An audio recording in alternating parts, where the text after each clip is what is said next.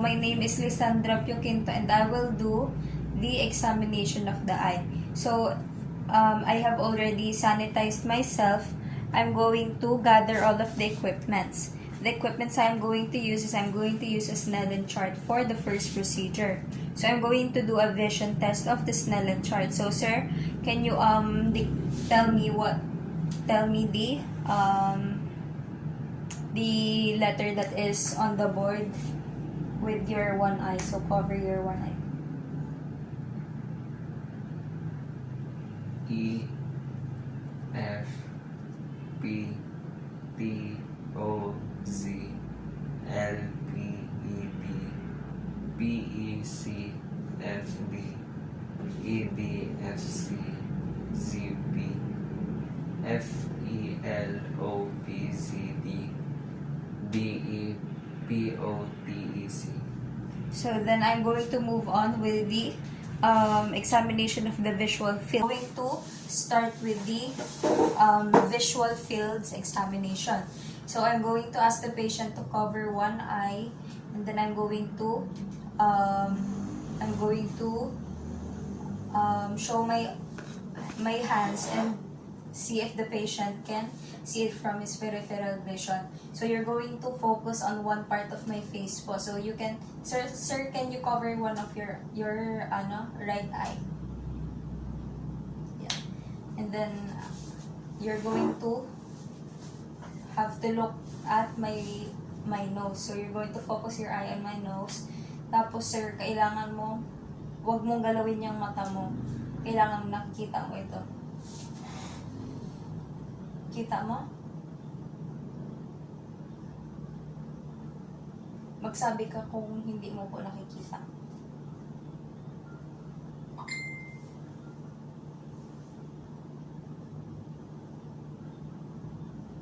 Okay. Then I am going to move on with the extraocular muscle function test. So I'm going to start with the corneal examination or the corneal light reflex. So I'm going to use my pen light to see if the pupil dilates and constricts at the right time. So sir, I'm going to use this pen light po.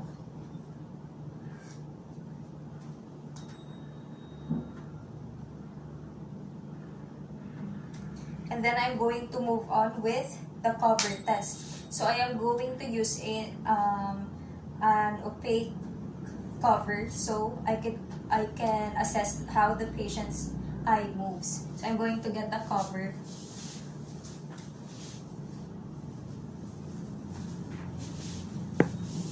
Sir, can you look at this? Can you follow my face? Kabila. So then I'm going to move on with the possession test. So I'm going to possession test through gaze test. So I'm going to approximately, I am from 12 inches from the client's face. I'm going to move the object in a clockwise position. So you're going to follow this object po.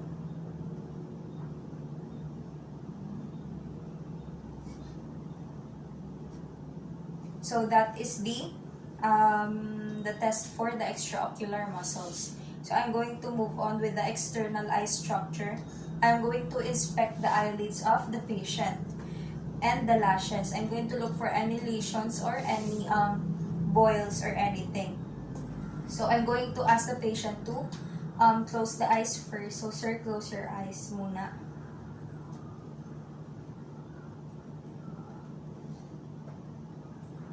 Open po. And I'm going to look for any swelling at the eyes.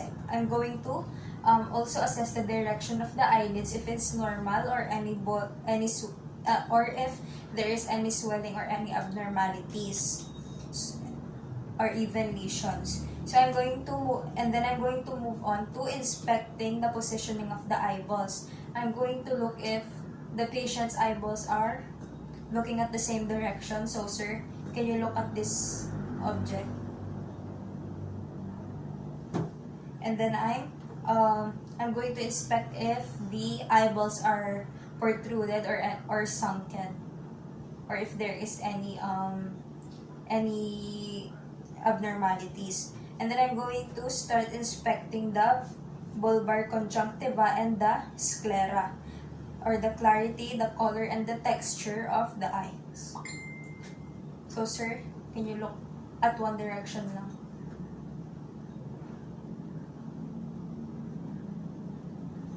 And then I'm going to inspect I'm going to start inspecting the palpebral conjunctiva, or the eversion of the eyelids, which is usually performed only with complaints of eye pain. So, assuming that the patient has an eye pain, so I'm going to inspect the palpebral conjunctiva.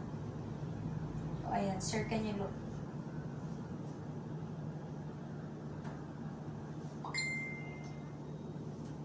And then I'm going to inspect the lacrimal apparatus of the patient over the lacrimal glands or the puncta. Observe the swelling, the redness, discharge, or anything, or any abnormalities at the eyes. So sir, look at one direction. I'm going to inspect the lacrimal apparatus. Okay. And then I'm going to start inspecting the cornea and lens by shining a light to determine the transparency of the corneas. Look at one direction. Yan. And then I'm going to inspect the pupils, color, and the size if it's normal. And then I'm going to conduct the pupillary reaction test. I'm going to shine a light in the eye and observe the constriction or the dilation of the pupils. So sir, I'm going to shine the pen light at your eye.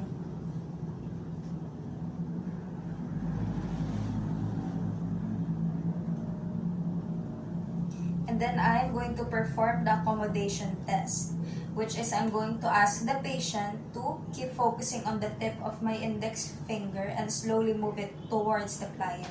So sir, can you follow my finger po? Look at my finger.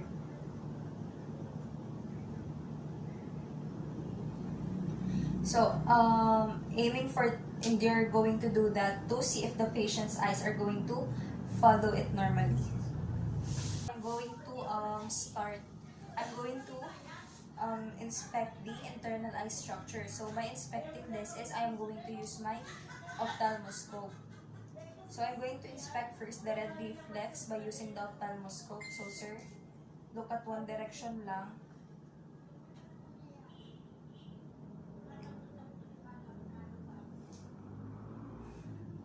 I'm going to, after that is I'm going to still use my ophthalmoscope.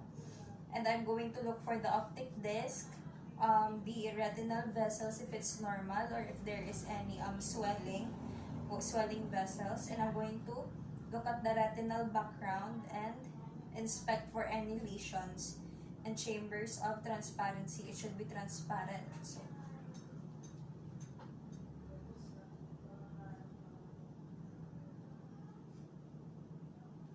So that is the examination of the internal eye.